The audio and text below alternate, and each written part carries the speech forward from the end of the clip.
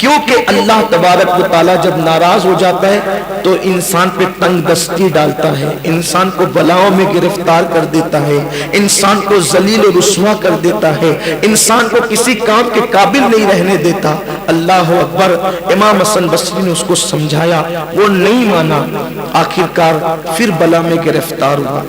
اب جب وہ بلا میں گرفتار ہوا تو حضرت امام حسن بصری رضی اللہ تعالیٰ کو لوگوں نے کہا، حضرت اب وہ پھر بیمار ہو گیا ہے اور اتنا بیمار ہوا ہے اب اس کے بچنے کے چانسز ختم ہو گئے، یعنی اب وہ مر جائے گا۔ اللہ کے ولی کتنے خلیق اور با اخلاق تھے، اس نے ٹکا سا جواب دیا، اس نے بے ادبی کی آپ کی شان میں، اس کے باوجود بھی حضرت امام حسن بصری نے فرمایا، چلو ایک مسلمان ہے، اگر اس کی موت کا وقت قریب ہے تو ہمیں اس کے گھر چلنا چاہیے اور اس کو کچھ ہمت اور حوصلے کی بات کرنا چاہیے۔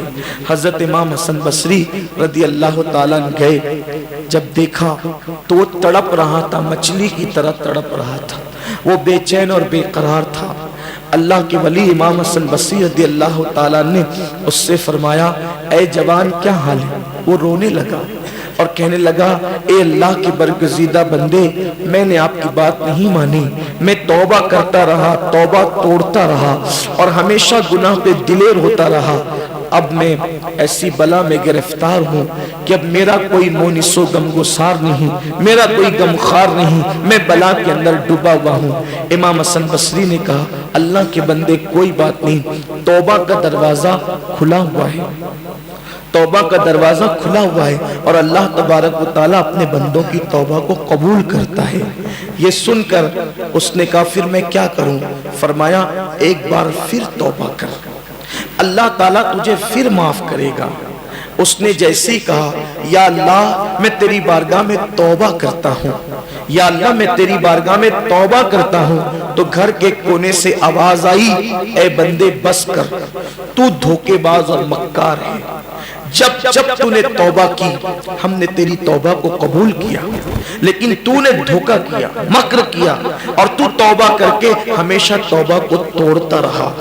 امام حسن بصری نے، سب لوگوں نے جب گھر کے کونے سے یہ آواز سنی تو امام حسن بصری نے اپنے ساتھیوں سے کہا، چلو چلو اٹھو، اب اس کا قصہ تمام ہو گیا، اب اس کی آخرت برباد ہو گئی۔ نہیں سنتے کہ گھر کے کونے سے آواز آئی کہ بندے بس کر، تو دھوکے باز ہے،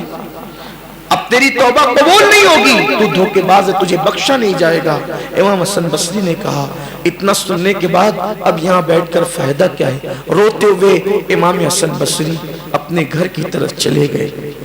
علامہ ابن الجوزی لکھتے ہیں، امام حسن بصری اپنے گھر کی طرف گئے، اس کی ماں، بوڑھی ماں بھی رونے لگی،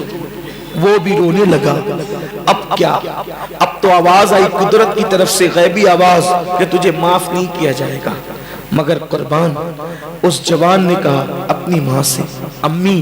حسن بصری تو چلے گئے، غیبی آواز بھی آ گئی کہ تجھے معاف نہیں کیا جائے گا، لیکن مجھے یقین ہے کہ میرا اللہ بڑا ستار و غفار ہے، میرا اللہ بڑا کریم ہے۔ اے میری ماں، ایک کام کر، تو میری ماں ہے، میں تجھے اللہ کی قسم دے کر کہتا ہوں، میرے گلے میں رسی ڈال، میرے گلے میں رسی ڈال اور مجھے گھر کے چاروں کونے میں گھسیٹ اور میرے چہرے کو دھول لگا کر اس پہ پیر رکھ کر کے کہنا، یہ اس کی سزا ہے جس نے اللہ کے ساتھ بغاوت کی ہے اور گناہ کی ہے، اور کہنا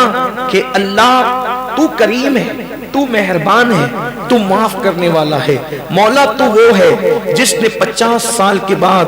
بچھڑے ہوئے یوسف کو اپنے باپ حضرت یعقوب سے ملایا، اللہ تو وہ ہے جس نے ایوب کی بیماری کو دور کر کے از سر نو تو نے اسے زندگی عطا فرمائی، اللہ تو وہ ہے جس نے یونس کو مچھلی کے پیٹ میں زندگی عطا کی، سانس دینے کا موقع دیا، اللہ تو بڑا کریم ہے، میرے بیٹے کو بخش دے، میرے بیٹے کو معاف کر دے۔ بس اس کا چہرہ ماں نے جو ہے وہ گھسیٹا، خاک میں ڈالا اور اس کے چہرے پہ پیر رکھ کر کے اللہ کی بارگاہ میں دعا کی، اے اللہ میرا بیٹا اگرچہ گناہگار، سیاکار، بدکار ہے، لیکن آج وہ اپنے گناہوں پہ نادم اور شرمندہ ہے، تیری طرف سے آواز بھی آ چکی ہے کہ تجھے معاف نہیں کیا جائے گا، لیکن مولا تو وہ ہے کہ جس نے 50 سال کے بعد بچھڑے ہوئے یوسف کو اپنے باپ یعقوب سے ملایا، اللہ تو وہ ہے جس نے ایوب کی بیماری دور کر